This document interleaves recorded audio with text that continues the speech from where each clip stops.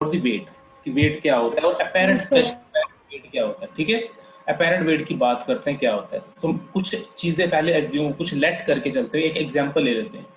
अब एग्जांपल क्या होगी हमारी यहाँ पर, एग्जांपल मैं ये ले रहा हूँ कि जब हम अगर वेइंग मशीन के ऊपर खड़े होते हैं, मैं ऐसे ही एक डायग्राम के तौर पे ये एक डायग्राम ड्रॉ कर देता हूँ और उसको हम मान लेंगे कि एक वेइंग मशीन है। So this is a weighing machine.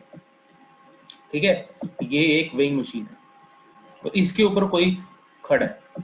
So let us से कि ये कोई आदमी person standing on A weighing machine. ठीक है, जब वो आदमी या पर्सन वेइंग मशीन पर खड़ा होगा ना, तब फोर्सेस कौन कौन सी लगती है मैं उसके बारे में बात कर लेता हूँ। फोर्सेस कौन कौन सी लग रही होती है। लेट ओके, हाँ जी। सो ये तो खड़ा हो गया। ठीक है, व्हाट इज दिस, मेरा टाइम बच्चों को एडमिट करने में लग जाता है मेरा। एनीवे, हाँ। सो सेइंग कि मान लो वो इस वेइंग मशीन पर खड़ा होगा। जब उस वेइंग मशीन पर खड़ा होगा तो क्या होगा, वो एक फोर्स लगाएगा। कहाँ पर लगाएगा, डाउनवर्ड डायरेक्शन में। वो आदमी जो वेइंग मशीन के ऊपर खड़ा है वो डाउनवर्ड डायरेक्शन में अपनी फोर्स लगाएगा, डाउनवर्ड। ठीक है, उसकी डायरेक्शन क्या होगी, उसकी डायरेक्शन होगी नीचे की ओर। ये नीचे की ओर जो डायरेक्शन है क्या है, ये जो फोर्स लगा रहा है नीचे की ओर, ये वाली। ओके, डाउनवर्ड डायरेक्शन में एक फोर्स लगती है। उसके अलावा जब उसका कांटेक्ट उस सरफेस के साथ हो गया, ये बॉडी, सॉरी ये बॉडी, इसका कांटेक्ट होगा ना सरफेस के साथ, जब ये बॉडी उस पर डाउनवर्ड फोर्स लगाएगी तो वो सरफेस भी उस पर एक फोर्स लगाएगी। उसका मैंने एक नाम दिया था, आपको नाम याद होगा। The name is normal surface, normal reaction. उसको हमने नाम दिया था नॉर्मल रिएक्शन। तो वो नॉर्मल रिएक्शन की डायरेक्शन क्या होगी, वो नॉर्मल रिएक्शन बिल्कुल इसके ऑपोजिट डायरेक्शन में लगेगा। ये इनके नेटवर्क की बड़े वीक हैं, ऐड नहीं हो पाते एट द टाइम। तो ऐड हो जाओ, ऐड हो जाओ। अब ऐड हो रहे हैं, चलिए।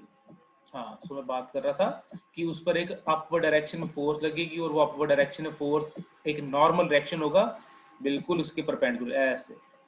ठीक है, तो दो तरह की फोर्सेस आ चुकी हैं, दो तरह की फोर्सेस आ चुकी हैं। एक है हमारा वेट जिसकी डायरेक्शन नीचे है, वेट का फॉर्मूला होता है mg, जो बॉडी का मास होगा mg।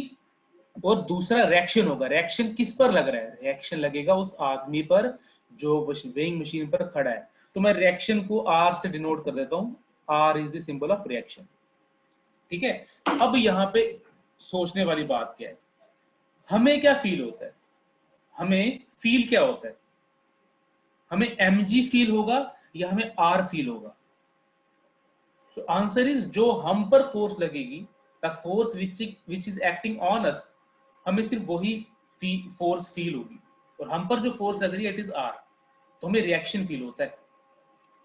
तो जब मैं आपको लास्ट क्लास में एक एग्जांपल दे रहा था कि जब हम एलिवेटर पर चढ़ते हैं या हम वो जेंट व्हील पर घूमते हैं, हमें एक्चुअली कभी थोड़ा भारीपन फील होता है, कभी ऊपर जाओ तो हल्का सा फील होता है, फिर भारी, फिर हल्का, फिर भारी, फिर हल्का, ऐसा हम कॉन्टिन्यूसली फील करते रहते हैं। वो क्यों ऐसा फील होता है, एक्चुअली जो हम पर फोर्स लग रही होती है ना, वो रिएक्शन होता है। रिएक्शन को हम कहते हैं अपेरेंट वेट। अपेरेंट नाम इसलिए दिया गया क्योंकि वो एक्चुअल वेट थोड़ी है। Apparent weight is the weight which we can feel, जो हम पर लग रहा है। एक्चुअल वेट क्या है, जिसको हम ट्रू वेट बोलते हैं। एक होता है एक्चुअल वेट, जो एक्चुअल में ट्रू वेट है। जो ट्रू वेट है ना वो ये है, जिसको मैं अभी टिक लगा रहा हूं, this is the true weight, this is true weight. Anshika Gandhi ji, हाँ, सो सेइंग ये हमारा ट्रू वेट है, ये है true weight. Okay, this is true weight जिसको मैंने टिक लगाया। और ये है अपेरेंट वेट, जो अपेरेंट वेट बोला गया था ये है। What is apparent weight, it is the reaction which acts on the body, जो हम पर लगता है, जो हमें फील होता है। वेट का जब रिएक्शन लगता है ना हम पर, हमें रिएक्शन फील होता है। So reaction is the apparent wait. ये हर वो रिएक्शन नॉर्मल रिएक्शन नहीं है कि दीवार के साथ कॉन्टैक्ट का बोल रहा हूँ, ये वो रिएक्शन है जो वेट के ऑपोजिट एक्ट कर रहा है। So due to the change in the reaction, इसीलिए हमें कभी भारी कभी हल्का फील होता है। हमें लगता है कि हमारा वेट कितना लाइट हो गया है, कभी लगता है ऊपर जाते हो तो कभी लगता है कितना भारी हो गया है, फिर नीचे आते हैं लाइट हो गया है। सो ये चीजें हमें नोटिस करने को मिलती हैं। इस चीज को हम अंडरस्टैंड करेंगे आज, इस चीज को हम समझेंगे मैथमेटिकल पॉइंट ऑफ व्यू से। थ्योरेटिकली हमें मालूम है कि ऊपर जाओ हल्का लगता है, नीचे जाओ भारी लगता है। आज हम उसे शो करके बताएंगे क्यों ऐसा हमें लगता है। ठीक है, सो लेट अस स्टार्ट। हम इसको बंद करते हैं शेयरिंग को। ओके ओके ओके जी ओके ओके। हाँ, आई होप कोई स्क्रीन आपको दिख रही होगी।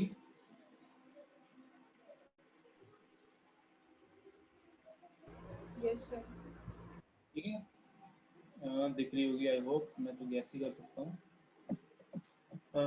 चैट में कुछ बच्चे पूछ रहे हैं। यस सर, ओके ठीक है ठीक है।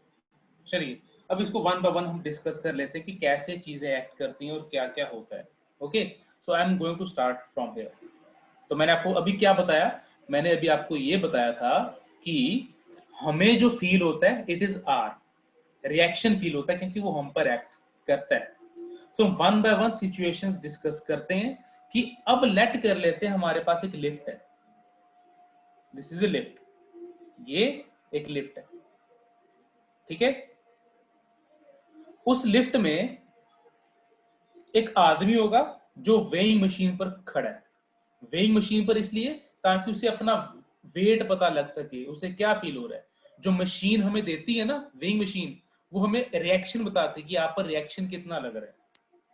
ठीक है, तो जब वो वेइंग मशीन पर खड़ा होगा, मान लो ये वेइंग मशीन है, और इस समय लिफ्ट की मान लो वेलोसिटी जो है, या तो वेलोसिटी उसकी 0 है या वेलोसिटी उसकी कांस्टेंट है।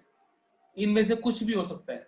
आप पहला केस फिलहाल के लिए मान लो कि आप लिफ्ट पर चढ़ गए हो और लिफ्ट रेस्ट पर है, लिफ्ट चल नहीं रही। उस समय क्या होगा, जब आप लिफ्ट में होगे, आपका एक वेट होगा, मान लो this you are a point object, आपका वेट होगा जो नीचे की ओर लग रहा होगा, वेट लग रहा होगा नीचे की ओर, विच इज mg। उसी दौरान सरफेस, इसकी सरफेस आप पर भी रिएक्शन लगाएगी, और रिएक्शन की डायरेक्शन क्या होगी, ऊपर की ओर आर। इतना तो आपको क्लियर होगा। इस केस में क्या यहां पे एक्सीलरेशन किसी चीज की हो रही है, क्या लिफ्ट ऊपर नीचे जा रही है? नो। सो लिफ्ट यहां पे एक्सीलरेट नहीं कर रही। जब लिफ्ट यहां पे एक्सीलरेट नहीं करेगी, इसका मतलब यहां पे पर्सन भी एक्सीलरेट नहीं करेगा। सो एक्सीलरेशन उस पर्सन की क्या होगी, एक्सीलरेशन ऑफ पर्सन, क्योंकि लिफ्ट भी अगर नहीं चल रही तो इसका मतलब पर्सन भी नहीं चलेगा। सो एक्सीलरेशन उसकी हो जाएगी 0। सो अगर एक्सीलरेशन 0 है, सो नेट फोर्स क्या होगी उसकी, फोर्स ऑन पर्सन कितनी होगी, फोर्स उस पर जो लगेगी नेट, वो भी 0। इस केस में जब बॉडी ऊपर भी नहीं जा रही, जब बॉडी नीचे भी नहीं जा रही, इस केस में जो आर होगा वो mg के इक्वल होगा। Upward force equals to downward force, क्योंकि हम कह सकते हैं कि बॉडी एक तरह से इक्विलिब्रियम में है, क्योंकि कुछ मूवमेंट नहीं हो रही। जब मूवमेंट नहीं होती मींस वो इक्विलिब्रियम वाला केस है, अपवर्ड फोर्स डाउनवर्ड फोर्स के इक्वल हो जाएगी। तो इसका मतलब जब हम लिफ्ट पे चढ़ चुके हैं, we are in the lift, और लिफ्ट अगर मूव नहीं कर रही, उस केस में जो अपेरेंट वेट होगा, अपेरेंट वेट वो जो हमें फील होता है, अपेरेंट वेट वो जो हमें फील होता है, वो होगा ट्रू वेट के इक्वल। वो किसके इक्वल होगा, ट्रू वेट के इक्वल होगा।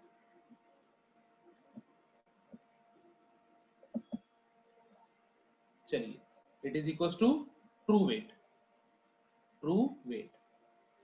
ये था हमारा फर्स्ट केस। कुछ मुश्किल बात नहीं है इसमें, बड़ी सिंपल सी बात है। अगर लिफ्ट नहीं चल रही, लिफ्ट रेस्ट में है, उस केस में मतलब लिफ्ट की कोई एक्सीलरेशन नहीं हो रही, लिफ्ट मूव नहीं कर रही, तो एक्सीलरेशन उस पर्सन की भी 0 होगी उस पर्सन पर नेट फोर्स भी 0 लगेगी। नेट फोर्स 0 का मतलब क्या है कि बैलेंस हो चुकी है कंडीशन, मतलब ऊपर वाली फोर्स ने नीचे वाली फोर्स को बैलेंस कर दिया, इसलिए R इक्वल्स टू mg। उस समय अगर आपका वेट 60 है ना, आपको फील भी 60 होगा, मशीन भी आपको 60 शो करेगी। चलिए एक नेक्स्ट केस लेते हैं, एक डिफरेंट केस लेते हैं। अगला केस मैं ले रहा हूं कि अगर लिफ्ट में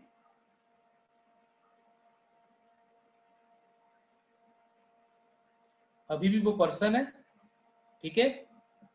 चैट में किसी का कुछ क्वेश्चन आ रहा है, let me check. Sir can't we say the normal acting on the person. हमारी वाली फोर्स को हम नॉर्मल नहीं बोलेंगे, बिल्कुल कह सकते हो, बट हम तो फोर्स लगा रहे हैं ना, हम लगा रहे हैं, we are applying the force mg on the ground, ठीक है। हम mg फोर्स ग्राउंड पर लगा रहे हैं। Weight, we are applying mg force, तो रिएक्शन हम पर लग रहा है, हम रिएक्शन थोड़ी लगाते हैं, एक्शन का रिएक्शन होता है, हम उसके ऊपर चढ़े हैं, दैट इज वाई हम पर रिएक्शन लगा। This is not the reaction, this is the reaction जो हम पर लग रहा है, और दोनों एक दूसरे के ऑपोजिट ही हैं, that we know from diagram, we can see it, हमें दिख रहा है वो, ठीक है। अंशिका गांधी 20 बार एग्जिट हो जाती है, इसका नेटवर्क बड़ा वीक है। एनीवे चलिए अगला केस ले लेते हैं। हम फिर से वेइंग मशीन पर चढ़ चुके हैं, ठीक है, और हमारा वेट नीचे की ओर लगता ही लगता है, हम पर रिएक्शन भी ऊपर की ओर लगता ही लगता है, वो तो हमें पता है। हम अगर फोर्स लगाएंगे, mg लगाएंगे, हमें रिएक्शन भी लगेगा। बट ये केस कुछ अलग है। इस केस में अगर मैं मान लूं कि लिफ्ट ऊपर जा रही है विद एक्सीलरेशन a, अब देखिए कुछ केस अलग हो गया। अलग इन द सेंस कि मान लो आप लिफ्ट पर चढ़ चुके हो और लिफ्ट ऊपर जाना शुरू कर रही है, एलिवेटर ऊपर जा रहा है। अब मतलब अब जब ऊपर जाएगा तो एक्सीलरेशन तो होगी, फोर्स तो लगेगी ही लगेगी। सो इस समय अगर लिफ्ट की एक्सीलरेशन a है, तो इस पर्सन की एक्सीलरेशन क्या होगी, इस पर्सन की एक्सीलरेशन क्या होगी, वो भी a होगी, क्योंकि वो लिफ्ट में ही है। तो यहां पे लगेगी नेट फोर्स। अब नेट फोर्स कितनी लग रही है, नेट फोर्स लग रही है F which is equals to mass into acceleration। Net force कितनी लग रही है इस आदमी पर, इस आदमी पर नेट फोर्स लग रही है मास इंटू एक्सीलरेशन। और ये जो फोर्स होगी नेट फोर्स किसके इक्वल आएगी, R माइनस एम जी। ये किसके इक्वल आएगी, R माइनस एम जी। अब मैंने ये इक्वेशन कैसे बनाई, जब नेट फोर्स 0 थी तब दोनों इक्वल थे, बट अब नेट फोर्स अब ये इक्वल नहीं होगी, क्योंकि बॉडी पर फोर्स लग रही है और बॉडी की मूवमेंट अपवर्ड हो रही है, बॉडी ऊपर जा रही है। तो मैं अगर लेमैन की लैंग्वेज में बोलूं, जिस तरफ बॉडी की मूवमेंट होगी ना, वो वाली फोर्स हम बड़ी वाली फोर्स ले लेंगे, उसे हम बड़ी फोर्स मान लेंगे। अब आर और एम जी तो फोर्सेज हैं, बट बॉडी कहाँ जा रही है, बॉडी ऊपर की ओर जा रही है। सो जो ऊपर वाली फोर्स होगी आर, वो बड़ी वाली फोर्स होगी, उसमें से मैं माइनस कर दूंगा छोटी वाली फोर्स एम जी। आप इसको ऐसे भी समझ सकते हो। So R minus M G मैंने लिख दिया, which is equal to net force, ठीक है। हमने क्या नोट करना है, हमने नोट करना है जो हम पर फोर्स लगती है, हमने क्या नोट करना है, जो फोर्स हम पर लगती है, ठीक है। आर निकालना, तो आर की वैल्यू क्या होगी, आर की वैल्यू हो जाएगी किसके equal, F plus M G. इसको इधर ले गए, ओके, ऐसा हो गया। What is the value of F, वो तो नेट फोर्स हमारी, mass into acceleration plus M G. Okay, so ये कुछ हमारी इक्वेशन बन के तैयार हो गई, this is the equation.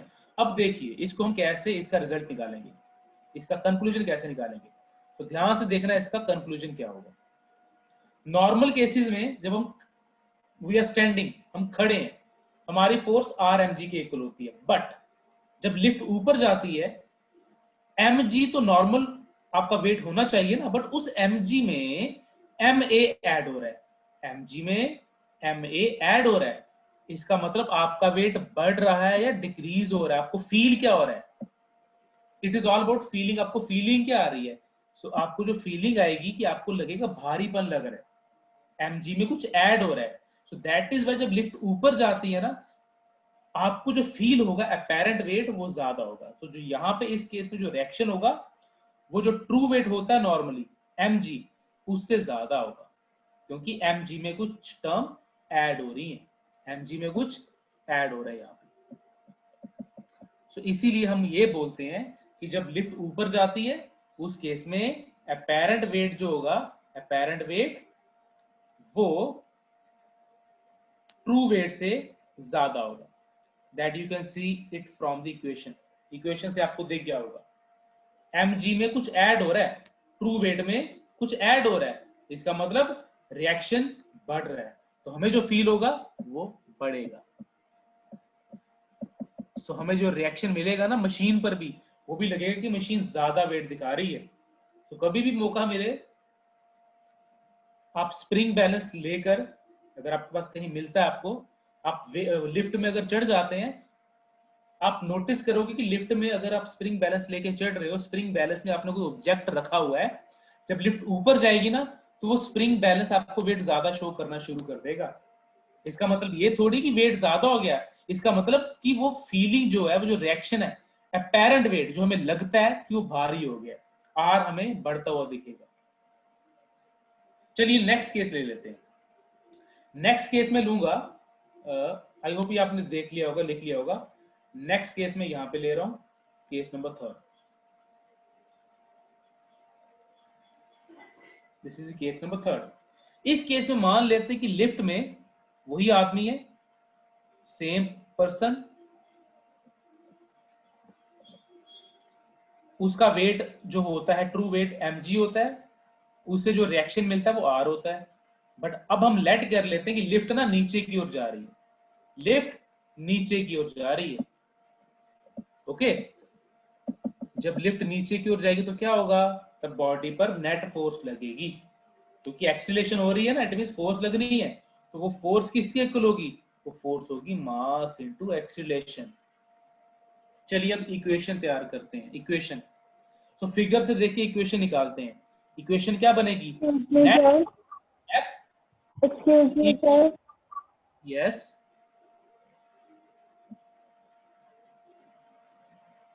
Yes I am listening, hello, Excuse me, sir. Yes. Sir class again and again disconnect हो रही है, जिसकी वजह से समझ नहीं आ रहा है कुछ, मतलब आप जो पढ़ा रहे हो सर बीच में टूट रहा है। सर रिकॉर्डिंग, डिस्कनेक्ट हो रहा है तो ज्यादा देर के। ठीक है, रिकॉर्डिंग देख ओके लेना, सर।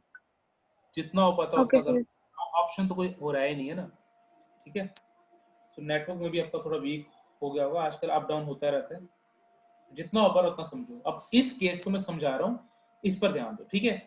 मैंने मान ली कि लिफ्ट है, उसमें वो पर्सन है, अगेन समवन, हाँ, उसमें वो पर्सन है, उसका वेट नीचे क्यों रिएक्ट कर रहा है mg, तो इसका मतलब उसका रिएक्शन लगेगा ऊपर की ओर, ठीक है। बट अब हमने ये माना कि लिफ्ट ना नीचे की ओर जा रही है with acceleration a, lift is going downward with acceleration a, ठीक है। तो एक्सीलरेशन a से नीचे की ओर जा रही है, तो इसका मतलब बॉडी पर लगनी है नेट फोर्स, और वो नेट फोर्स का फॉर्मूला क्या होगा, मास इनटू एक्सीलरेशन, ठीक है। अब इसी फिगर को देख के हम इक्वेशन तैयार करते हैं। नेट फोर्स जो होगी किसके इक्वल होगी, mg माइनस आर के इक्वल। पहले केस में मैंने r माइनस एम किया था, इस केस में mg माइनस आर। ऐसा आप इसलिए समझोगे, इसलिए ऐसा होता है क्योंकि जिस तरफ बॉडी की मूवमेंट हो रही होती है ना, वो वाली फोर्स हम लेते हैं कि वो बड़ी वाली फोर्स है।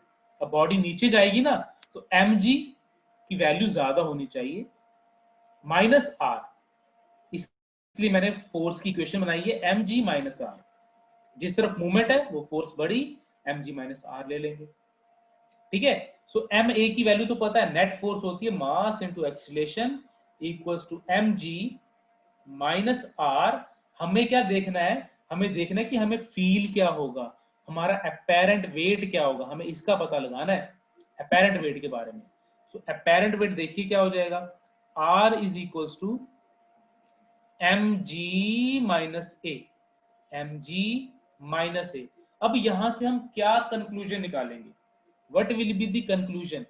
तो कंक्लूजन यहां से ये निकलता है कि नॉर्मली जो वेट होता है वो RmG होता है, बट यहां पे mg में से कुछ माइनस हो रहा है, mg में से कुछ माइनस हो रहा है। इट मींस जो अपेरेंट वेट R है ना, वो हमें फील कम होना शुरू हो जाएगा।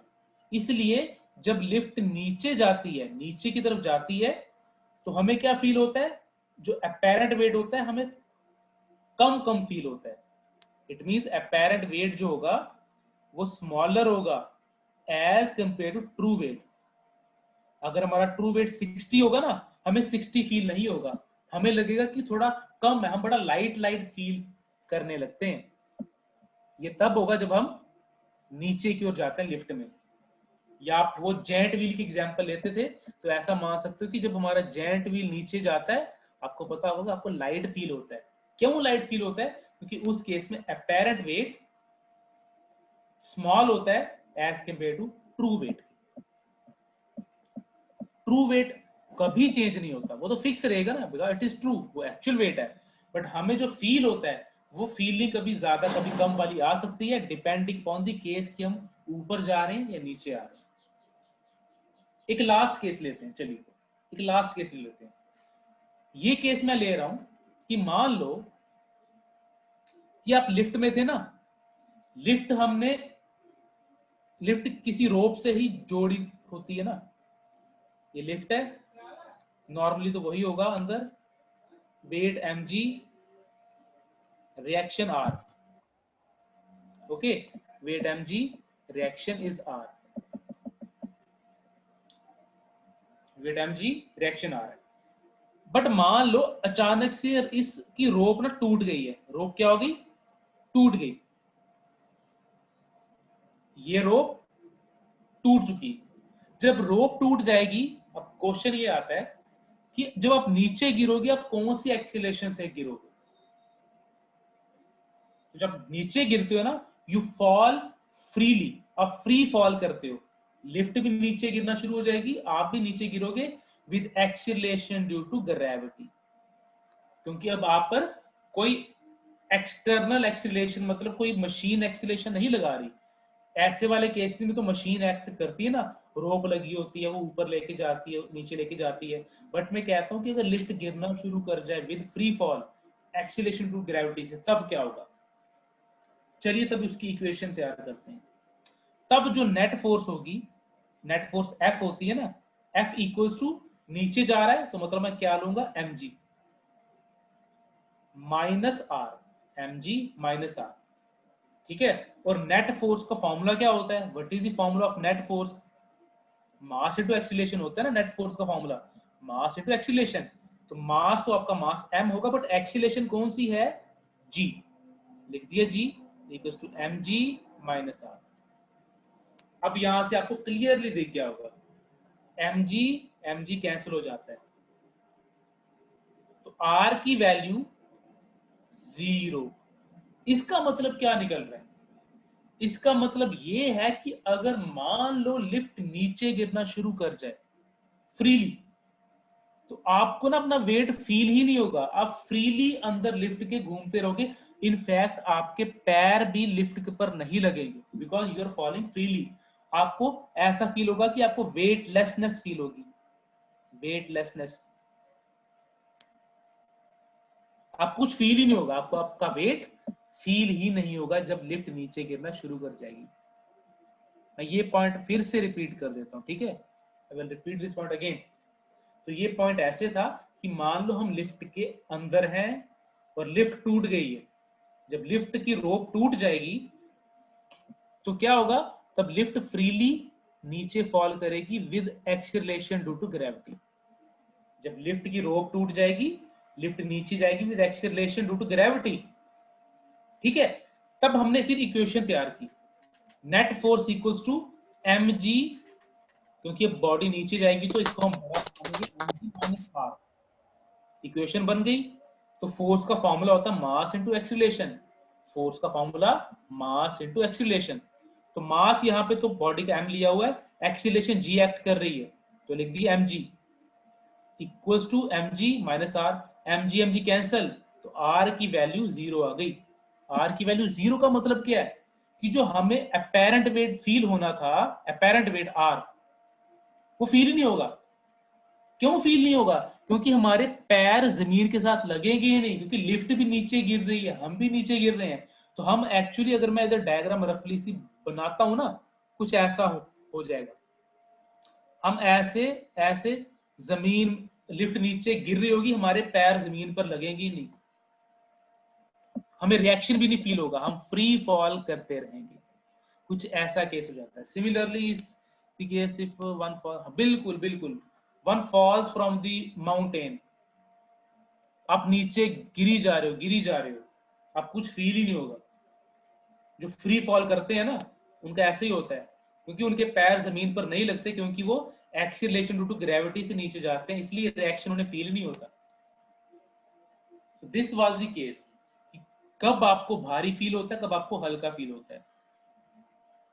ठीक है। और प्लस मैंने आपको बता दूं, मैंने ना नोट्स अपलोड वहां पे कर दिए हैं, अगर आपको साइट वो पता हो जहां पे मैं ब्लॉग में डालता रहता हूं, वहां पे आप जाके डाउनलोड कर सकते हो फोर्स के नोट्स। ठीक है। प्लस नहीं पता होगा तो मैं फिर से लिंक शेयर कर दूंगा। ठीक है, वहां से नोट्स के, फोर्स के नोट्स ले लेना। चलिए, सो ये था हमारा लिफ्ट का केस। आई होप आपको ये समझ में आया होगा। ठीक है। एक अब मैं एक एग्जांपल लूंगा, एक क्वेश्चन, देन नेक्स्ट कुछ हम आगे डिस्कस करेंगे। चलिए, मैं क्वेश्चन डिस्कस करने जा रहा हूं।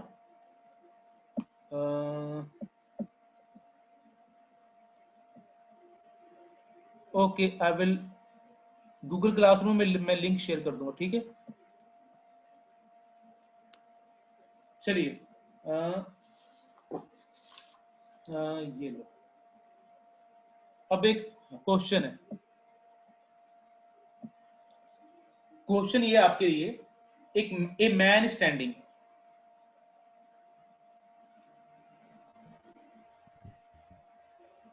ठीक है, लिफ्ट में एक आदमी खड़ा है और इसके हाथ में ना स्प्रिंग बैलेंस है। क्या है? Spring balance. स्प्रिंग बैलेंस आपने लैब में देखा हुआ ना, स्प्रिंग बैलेंस, वो इसके हाथ में है। और वो स्प्रिंग बैलेंस जो रीडिंग दे रहा है ना, स्प्रिंग बैलेंस रीडिंग दे रहा है 5। कोई ब्लॉक होगा, मान लो ब्लॉक अटैच है इसके साथ, और रीडिंग आ रही है 5। ओके, 5 की रीडिंग आ रही है।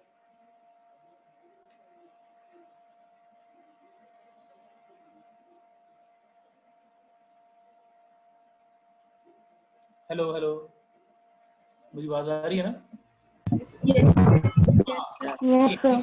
तो उसने, हाँ थैंक यू, उसने स्प्रिंग बैलेंस लिया हुआ है, स्प्रिंग बैलेंस का ब्लॉक है, तो स्प्रिंग बैलेंस तो उसका वेट देगा ना, ये स्प्रिंग बैलेंस है, इट इज स्प्रिंग बैलेंस,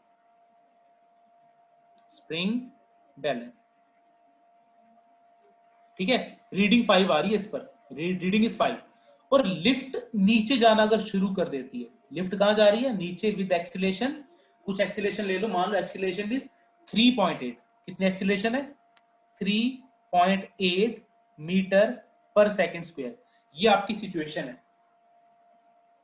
तो क्वेश्चन ये होगा, पहले अगर लिफ्ट खड़ी है, रीडिंग आपकी 5 आ रही है, जब लिफ्ट नीचे जाना शुरू कर देगी, what will be the reading? Reading find करनी है, reading of spring balance when lift goes downward।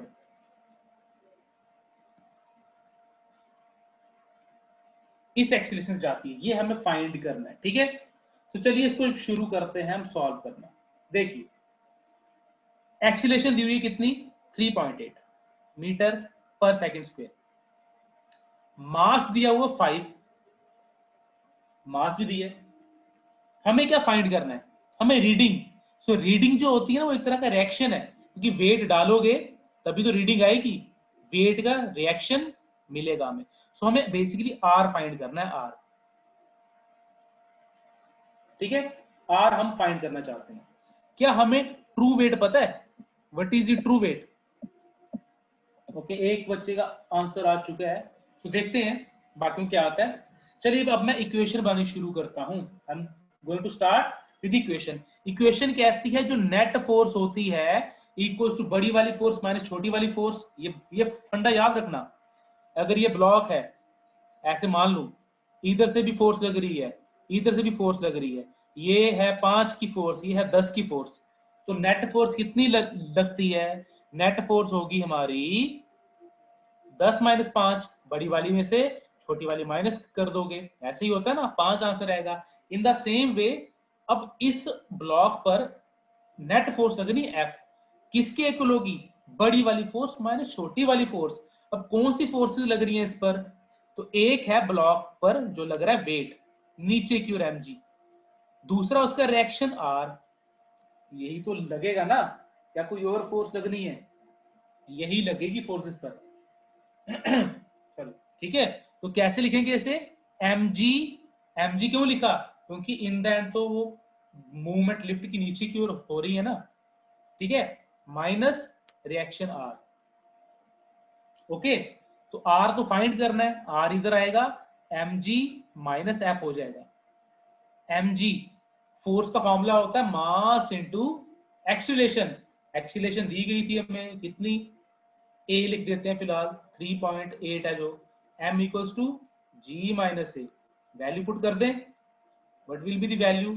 Value आएगी 5 g, क्या लोगे वैसे, क्या होता है exact value acceleration to gravity? 9.8 minus 3.8, what will be your answer? 9 से 3 गए 6, 5 6 30, 30 newton is your answer. 30 newton is your answer. Okay, अगर आप सर अगर 10 अगर मेंशन किया होगा ना, अगर मेंशन किया होगा 9.8 तो 9.8 लो, और मैंने इसलिए ऐसा लिया क्योंकि इजीली सॉल्व हो जाएगा, पॉइंट में आंसर नहीं आएगा हमारा, ठीक है। बट अगर आपको कुछ मेंशन नहीं किया कि आपने क्या लेना है, you can take 10, it's your choice. ये क्या आ गया हमारे पास? ये व्हाट इज दिस? ये है वेट। हमें रीडिंग क्या शो हो रही थी? मास की। अब मास कैसे निकालोगे? निकाल सकते हो, फोर्स होता है मास इनटू एक्सीलरेशन, ठीक है। फोर्स 30 आई, मास निकालना है, ये फोर्स तो एक्सीलरेशन वेट के लिए 9.8, so your answer will be 3.06 kg। अगर आपने मास निकालना हो, वेट तो हमें पता लग चुका है, नो प्रॉब्लम, वेट हमें पता लग चुका है। अगर मास निकालना होगा तो इस फॉर्मूले से आप निकाल सकते sheet is not हैं, ठीक है। visible. तो this is your question, screenshot लेना तो ले लो। मींस लिफ्ट वाले केसेस ऐसे आते हैं। ओके, एक और हो जाए, एक और जल्दी से। Yes. चलिए एक और क्वेश्चन ले लेते हैं, देन एक नेक्स्ट केस की डिस्कस करना हमने। चलिए वन मोर क्वेश्चन, छोटा सा लेंगे ये। एक बॉडी है, ठीक है, ये है, इसका वेट है, इसका मास देता हूं, let us its mass is 10, हाँ चलो 10 kg, इसका मास है 10 kg, ठीक है। और लिफ्ट जा रही है ऊपर विद वेलोसिटी 5 मीटर पर सेकेंड, इतनी ही वेलोसिटी है, लिफ्ट ऊपर जा रही है, यही वेलोसिटी है उसकी, ठीक है। तो बताइए इस आदमी का जो रिएक्शन होगा, अपेरेंट वेट, वो क्या होगा? What will be the reaction जो इसको फील होगा, वो क्या होगा? Find R, means apparent weight आपको फाइंड करना है, अपेरेंट वेट जो उसे लगेगा। चलिए apparent weight you have to find बेटा।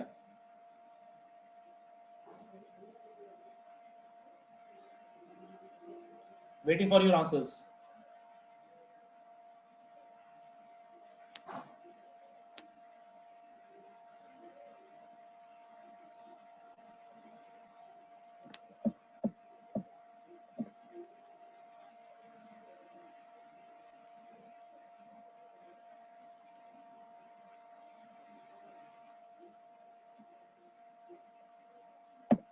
ओके, सो एक दो बच्चों के आंसर आ रहे हैं, ठीक है।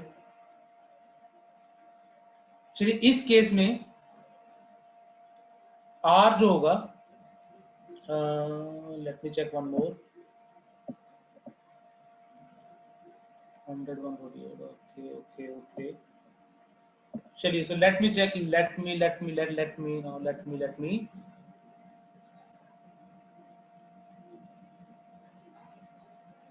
इस केस में ये इक्वेशन लगेगी, इस केस में ये इक्वेशन लगनी है। अब ये इक्वेशन क्यों लगनी है? अगर आपको याद हो first case, this is the first case, I hope आपकी स्क्रीन पे आ चुका होगा।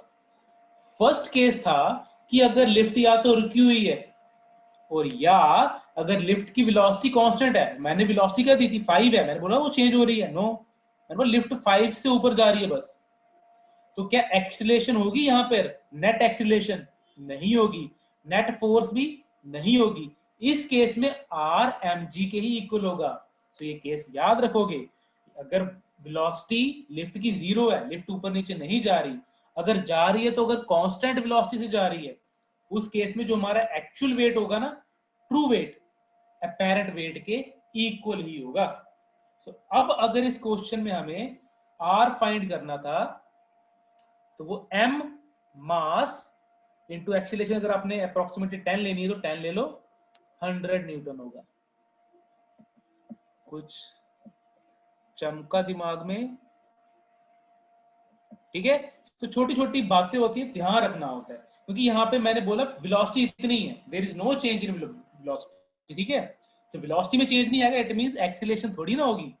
If there is no velocity change in velocity, no acceleration, उस केस में उसका जो है वही उसको फील होगा, ठीक है। सो अगर आप 9.8 लोगे तो 98, अगर आप 10 लोगे तो 100। चलिए, तो अब मैं एक नेक्स्ट टॉपिक शुरू करने जा रहा हूं। अब मैं ना ये लगातार समझाऊंगा, इसको लगातार समझाऊंगा। आपको ठीक है, अगर समझ में आएगा ठीक है, अगर नहीं आएगा तो आप ना क्या कर सकते हो, वीडियो बाद में देख लेना। इसका नाम है, क्योंकि मेरे पास सिर्फ 10 मिनट है, तो 10 मिनट में ये होगा। इसका नाम है connected motion. Connected motion, connected motion में क्या होता है, ध्यान देना, नाम से आपको समझ में आ गया होगा। इसको समटाइम्स कंस्ट्रेन्ड मोशन भी कहते हैं या कनेक्टेड मोशन भी कहते हैं। कनेक्टेड मोशन में क्या होता है, जब एक बॉडी किसी दूसरी बॉडी से अटैच होती है, इसकी वजह से दोनों का मोशन एक दूसरे से इफेक्ट होता है, ठीक है। तो अगर मैं मान लूं फॉर एग्जांपल कि ये बॉडी है और ये बॉडी है, मैंने इनको दोनों को बांध के रखा हुआ एक सरफेस के ऊपर, और इस बॉडी को मैं खींचता हूं विद द फोर्स F। ये बॉडी नंबर 1, ये बॉडी नंबर 2। तो इस केस में आपको कुछ चीजें याद रखनी है। वो ये चीजें याद रखनी कि अगर इन दोनों को हमने बांध के रखा हुआ है, तो जो डिस्प्लेसमेंट इसकी होगी ना, वही डिस्प्लेसमेंट इसकी होगी, क्योंकि दोनों एक दूसरे से कनेक्टेड हैं। इसकी डिस्प्लेसमेंट और इसकी डिस्प्लेसमेंट इक्वल होगी। इसकी वेलोसिटी इक्वल होगी। क्यों इक्वल होगी? क्योंकि दोनों जुड़े हुए हैं। अगर ये 10 की स्पीड से जाएगा, ये इसको तो खींचेगा ही, तो बॉडी नंबर 2 भी 10 की स्पीड से जाएगी। इसकी एक्सीलरेशन और इसकी एक्सीलरेशन इस केस में इक्वल होगी। सो ऐसी चीजें होती हैं कनेक्टेड मोशन में। अब हम कनेक्टेड मोशन डिस्कस करेंगे, बट एक अलग टाइप का, जिसमें हम पुलिस का सहारा लेंगे, ठीक है। अब देखिए कैसा मोशन होगा। सो शुरू करते हैं यहां से। मान लो ये पुली, पुली पता आपको क्या होती है? वो फ्लैग जब होस्ट यहाँ पे हम कुछ ऐसे करते हैं ड्यूरिंग, क्या बोलते हैं उसे, रिपब्लिक डे वाले दिन फ्लैग होस्ट किया जाता है, इंडिपेंडेंस डे वाले फ्लैग होस्ट किया था, तो वो रोप को घुमाते हैं ना, जिसके ऊपर रोप घूमती है, उसे पुली बोला जाता है। दिस इज ए पुली। पुली से हमने दो बॉडीज अटैच की हुई है with the help of rope. ये बॉडीज, एक बॉडी मान लो ये वाली है, एक बॉडी मान लो ये वाली है, ठीक है। इस बॉडी का मास m1 है, इस बॉडी का मास m2 है, दिख रहा होगा आपको। m1 मान लो m2 से ज्यादा, तो वेट कहां लगेगा, वेट नीचे की ओर लगता है। वेट कितना लगता है हमेशा, m1g, इसका वेट कहां लगेगा, m2g। ओके, जब इसका वेट ज्यादा होगा ना, इसका वेट ज्यादा, m1 का वेट ज्यादा होगा, तो ये वाला हिस्सा, ये पोर्शन नीचे जाएगा। तो मान लो ये नीचे जाएगा विद एक्सीलरेशन, कितनी एक्सीलरेशन होगी, एक्सीलरेशन a, एक्सीलरेशन a होगी। जब ये एक्सीलरेशन a से नीचे जाएगा, क्योंकि ये इससे जुड़ा हुआ है, तो ये भी एक्सीलरेशन a से ऊपर जाएगा, क्योंकि एक दूसरे से कनेक्टेड है। ये नीचे जाएगा तो ये ऊपर जाएगा। एक तो बात ये है। दूसरी बात, एक और फोर्स लग रही है, वो फोर्स लगती है स्ट्रिंग में, जिसको हमने नाम दिया था लास्ट टाइम टेंशन। जब स्ट्रिंग को हम खींचेंगे ना, स्ट्रिंग पर फोर्स लगती है रो पर, तो टेंशन अराइज करती है, और टेंशन की डायरेक्शन होगी upward, away from the normal. ये हमने लास्ट क्लास में डिस्कस किया था, ठीक है। सो ये हमारी सिचुएशन है। अब हमारा इस सिचुएशन में एम क्या है, हम क्या फाइंड करना चाहते हैं। हम फाइंड करना चाहते हैं कि अगर हमें बोला जाए कि भाई साहब टेंशन बताइए क्या होगी, अगर बॉडी का मास इतना है, बताइए बॉडी पर कितनी टेंशन होगी। मास तो हमें दिया होगा, टेंशन निकालने को बोला जाएगा। क्या बोल सकते हैं कि बताओ बॉडी कितनी एक्सीलरेशन से ऊपर जाएगी, वो भी पूछ सकते हैं। तो उसके लिए हमें इक्वेशंस का बनाना हमें आना चाहिए। तो चलिए इक्वेशन तैयार करते हैं। तो पहले मैं लूंगा हैवी बॉडी। पहले केस कौन सा लिया जा रहा है, हैवी बॉडी का। Which is heavy body, heavy body है हमारी m1, heavy body is m1। m1 में कई फोर्सेस लग रही है, एक m1 पर डाउनवर्ड लग रही है, एक m1 पर अपवर्ड लग रही है, ठीक है। तो जब इक्वेशन तैयार करेंगे तो इक्वेशन कैसी तैयार होगी, इक्वेशन तैयार होगी जो नेट फोर्स होगी, नेट फोर्स इक्वल्स टू, बड़ी वाली कौन सी लेंगे, बॉडी नीचे जा रही है ना, m1g, m1g माइनस टी हो जाएगा। और नेट फोर्स का फॉर्मूला होता है बेटा मास इंटू एक्सीलरेशन, तो बन जाएगा मास m1 इंटू एक्सीलरेशन। कितनी एक्सीलरेशन से नीचे जा रहा है, a से, तो क्या बन गया m1 into g minus T, ठीक है। This is the first equation. Equations का बनाना आना जरूरी होता है आपको। ये थी हैवी बॉडी की बात। चलिए अब लाइट बॉडी की बात कर लेते हैं। वेट, लाइटर बॉडी यहां पे लेता हूं, लाइट।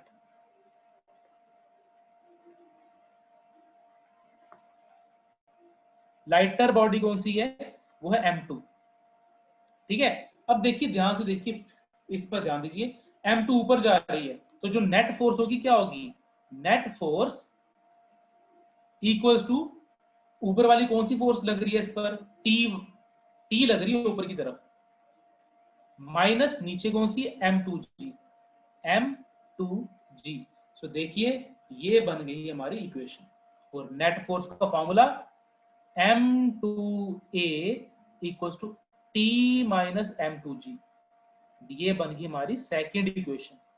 इक्वेशन नंबर फर्स्ट थी पहले, इक्वेशन नंबर सेकेंड, ठीक है।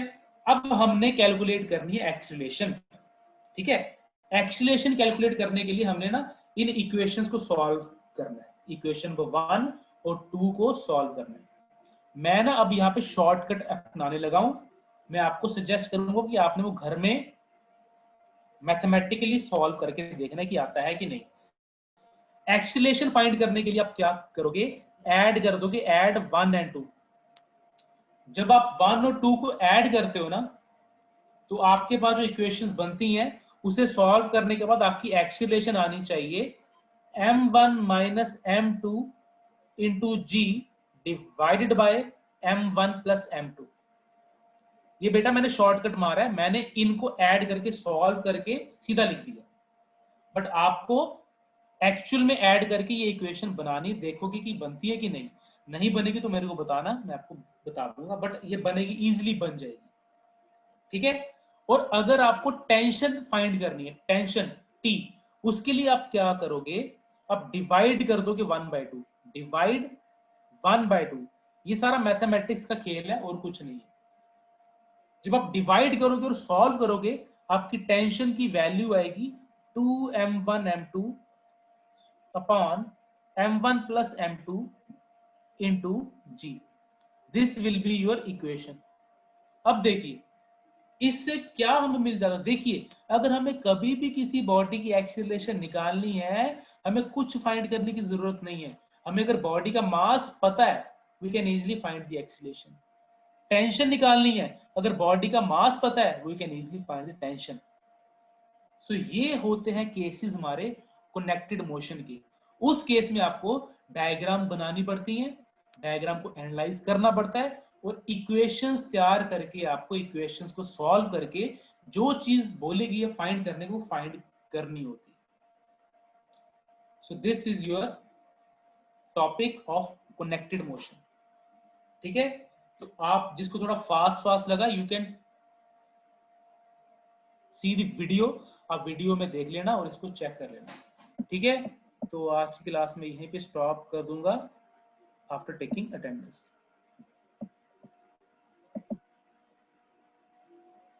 चलिए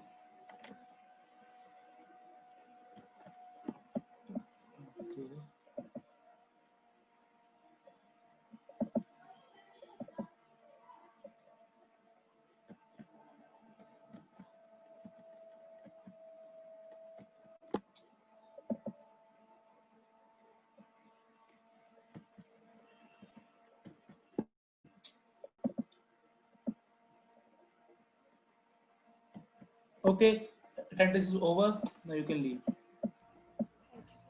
Thank you, sir. Thank you, sir. Okay, Thank you, sir. welcome.